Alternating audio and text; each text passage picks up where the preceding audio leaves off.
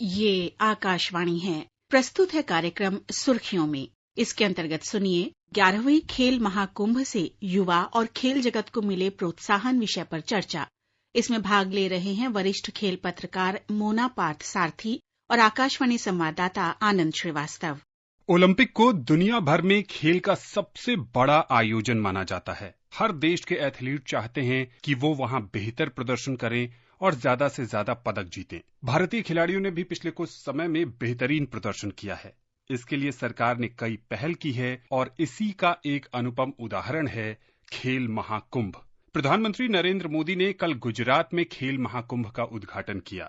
मोना, आपसे समझना चाहेंगे कि अलग अलग राज्यों में भी इस तरह के आयोजन होते हैं। भारत में खेल महाकुंभ के क्या मायने हैं? बहुत ही महत्वपूर्ण है, क्योंकि शुरू से फोकस रहा है। पहले ऐसा होता था कि जब ओलंपिक साइकिल शुरू होता था उस समय हमारी तैयारियां शुरू होती थी और खिलाड़ियों को हमेशा ये शिकायत रहती थी कि ऐन मौके पर सारी सुविधाएं और एक्सपोजर मिलने से उतना फायदा नहीं होता अगर आप शुरू से ही एक ऐसी संस्कृति डेवलप करें जिसको हम स्पोर्टिंग कल्चर की हमेशा से बात करते आए हैं। तो उस दिशा में इस तरीके का आयोजन बहुत महत्वपूर्ण है, क्योंकि यहाँ ग्रास रूट लेवल पे खिलाड़ियों का चयन होता है, तलाशा जाता है और फिर उनको तराशा जाता है, जिससे पदक जीतने वाले खिलाड़ी हमें मिलते हैं। तो स्टार्स जो होते हैं उनके पीछे तो पूरी दुनिया भागती है, लेकिन खिलाड़ियों को चुनकर स्टार बनाना, उस प्रक्रिया के लिए इस तरह का आयोजन बहुत महत्वपूर्ण है। जब इस तरह के आयोजन होते हैं और इसमें ग्रामीण क्षेत्रों के भी खिलाड़ी हिस्सा लेते हैं, शहरों में रहने वाले वैसे युवा भी शामिल होते हैं जो खेल में कुछ नाम कमाना चाहते हैं। इस खेल महाकुंभ में जो तराशे गए खिलाड़ी होते हैं, जो पदक विजेता होते हैं, उनके आगे के सफर के लिए सरकार क्या करती है? ये सब कुछ इंटरकनेक्टेड है, आपस में सारी चीजें जुड़ी हुई है। चाहे आप खेल महाकुंभ लीजिए, फिर खेलो इंडिया जो बहुत बड़ा एक इस सरकार की पहल थी कि जो गांव में प्रतिभाएं होती हैं उनको जो बुनियादी ढांचा चाहिए होता है या वित्तीय सहायता चाहिए होती है। ज्यादातर जो ग्रामीण पृष्ठभूमि से निकलकर खिलाड़ी आते हैं वो आर्थिक दृष्टि से बहुत ज्यादा संपन्न नहीं होते हैं। तो एक बड़े महानगर में रहना, क्योंकि उनको खेलों में दिलचस्पी है, बड़े महानगर में रहकर अपने खेल के शौक को परवान चढ़ाना उनके लिए ये बहुत मुश्किल हो जाता था।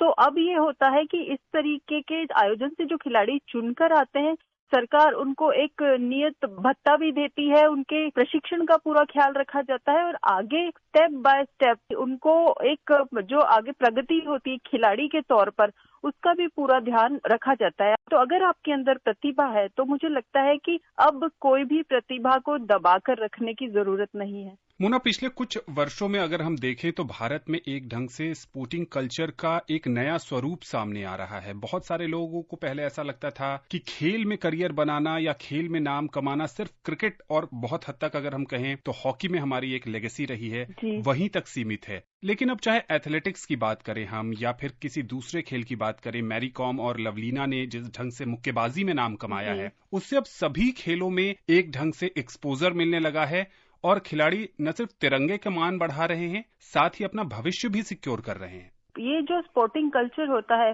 इसमें 3 चीजें होती है। एक तो खिलाड़ियों का अपना प्रदर्शन, जिस भी खेल में खिलाड़ी ने ओलंपिक में या विश्व चैंपियनशिप में या एशियन गेम्स में अच्छा प्रदर्शन किया होता है, उस खेल की लोकप्रियता अपने आप बढ़ती है। आपने क्रिकेट की बात की, तो जब हमने 1983 वर्ल्ड कप जीता, उसके बाद 2011 में हमने वर्ल्ड कप जीता, 2007 में हमने वर्ल्ड कप जीता, फिर आईपीएल आ गया, तो एक जुनून सा हो गया कि नहीं, क्रिकेट अगर आप खेलते हैं तो आपको दौलत शोहरत सब कुछ मिलती है। उसके बाद बैडमिंटन में जब साइना नेहवाल आई या पीवी सिंधु आई, किदाम्बी श्रीकांत आए, तो इन लोगों ने विश्व स्तर पर जिस तरीके से पदक जीते, नंबर 1 रैंकिंग तक पहुंचे, तो बैडमिंटन का क्रेज आया। इसी तरह से हर खेल को अपने अपने आइकन चाहिए होते हैं। हॉकी की आपने बात की, तो 8 ओलंपिक स्वर्ण पदक जब हमने जीते, तब हॉकी का वो जो लेगेसी की हम बात करते हैं वो है, और टोक्यो में रिवाइव किया उसको। ऐसे ही एथलेटिक्स में नीरज चोपड़ा जैसा एक आइकन मिला। जब ऐसे आइकन खेलों को मिलते हैं, और दूसरी तरफ जरूरी है सरकार का प्रोत्साहन। प्रतिभाशाली अगर आप हैं लेकिन प्रोत्साहन नहीं है सरकार की ओर से या महासंघ की ओर से, तो वो प्रतिभा दम तोड़ देती है।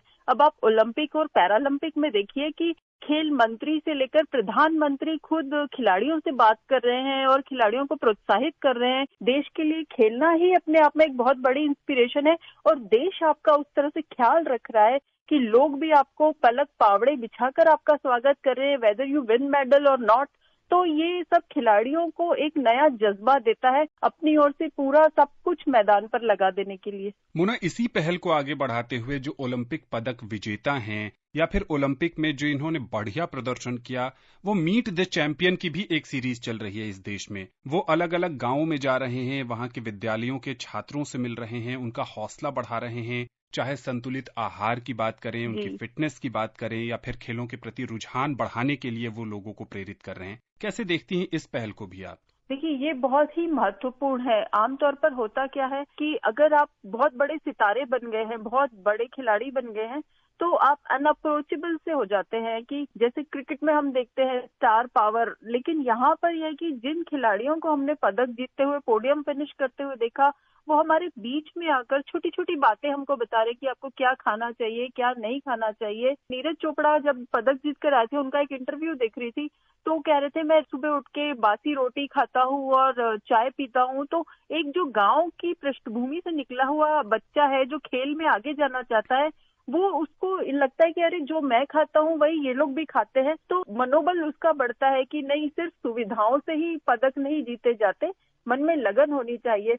तो इन लोगों को इतना एक्सपीरियंस है, जो भी पदक विजेता, जो चैंपियंस हैं हमारे, चाहे वो आहार हो, चाहे वो ट्रेनिंग हो, चाहे वो फिटनेस हो, जब उस लेवल पे जाकर वो छोटे छोटे शहरों के और गांव के बच्चों से बात करते हैं, तो उनको एक आगे की राह मिलती है।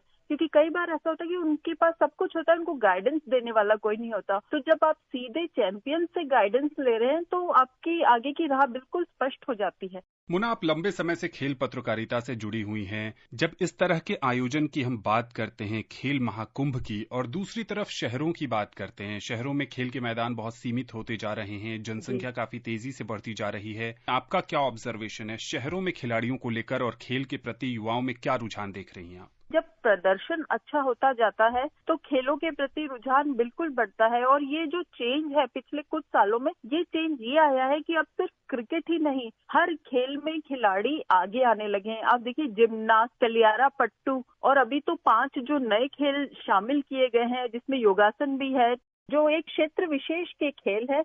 उन खेलों को भी थांगटा, कभी नाम भी नहीं सुना होगा किसी ने, लेकिन जब प्रधानमंत्री ने खेलो इंडिया में उसका जिक्र किया, उसके बाद से लोगों को क्यूरियोसिटी जगी कि ये कौन सा खेल है।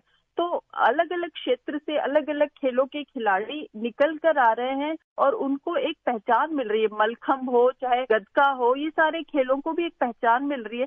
तो मुझे लगता है कि जहां हम आधुनिक खेलों की ओर, तरक्की की ओर बढ़ रहे हैं, वहीं हम अपने पारंपरिक खेलों को भी पुनर्जीवित करने में लगे हुए हैं। तो ये बहुत ही अच्छी पहल है। खेलों के आयोजन पहले भी होते रहे हैं, चाहे जिला स्तर पर हों, चाहे प्रखंड स्तर पर हों या फिर राज्य स्तर पर। लेकिन राज्य स्तर पर खेल महाकुंभ का आयोजन जब देश के प्रधानमंत्री करते हैं, तो वो भी एक हौसला बढ़ाने वाला साबित होता है खिलाड़ियों के लिए और उन अभिभावकों के लिए जो अपने बच्चों को खेल में जाने से थोड़े बहुत हिचकिचाते हैं। ये तो ब्रेन चाइल्ड ही प्रधानमंत्री का है। जब वो गुजरात के मुख्यमंत्री थे, तभी उन्होंने इसकी नींव रखी थी। और जितना कुछ अभी तक मैंने समझा है कि खेलों में उनकी अपार रुचि है, और जो वो बार बार कहते हैं फिट इंडिया, मजबूत भारत, तो उसमें कहीं न कहीं वो खेलों का उदाहरण जरूर देते हैं और खेलों को भी लोग गंभीरता से लेने लगे हैं। और फिर जो भी इसमें जुड़े हुए संबंधित पक्ष हैं, चाहे वो खिलाड़ी हो, चाहे वो महासंघ हो, चाहे वो प्रदेश सरकार हो, चाहे वो केंद्र सरकार हो, और जब सरकार का मुखिया ही खेलों में इतनी रुचि लेता है कि उन्हें सब कुछ पता होता है खेलों के बारे में, तो हर स्तर पर जागरूकता बढ़ती है। अंत में आप ये बताइए कि इस तरह के खेल महाकुंभ से कितना फर्क पड़ेगा आने वाले और भी ओलंपिक्स में? आने वाले समय के लिए जो हमारे खिलाड़ी हैं, वो इसी तरह के आयोजनों से निकलेंगे और एक जो अगली पौध तैयार करने वाली बात होती है, वो हम ग्रास रूट लेवल से अच्छे खिलाड़ी इसमें से निकल कर आएंगे, ऐसी उम्मीद है। आकाशवाणी से जुड़ने के लिए और इस चर्चा में शामिल होने के लिए आपका बहुत बहुत शुक्रिया। शुक्रिया। अभी आप सुन रहे थे 11वें खेल महाकुंभ से युवा और खेल जगत को मिले प्रोत्साहन विषय पर चर्चा, जिसमें भाग ले रहे थे वरिष्ठ खेल पत्रकार मोना पार्थसारथी और आकाशवाणी संवाददाता आनंद श्रीवास्तव। ये कार्यक्रम आकाशवाणी के समाचार सेवा प्रभाग द्वारा प्रस्तुत किया गया। इसे आप हमारे mobile app news on AIR और YouTube channel news on AIR official पर भी सुन सकते हैं। इस कार्यक्रम के संबंध में अपनी प्रतिक्रिया आप हमें ईमेल कर सकते हैं airnsdtalks@gmail.com पर। यह कार्यक्रम फिर से सुनने के लिए लॉग ऑन करें हमारी वेबसाइट newsonair.nic.in।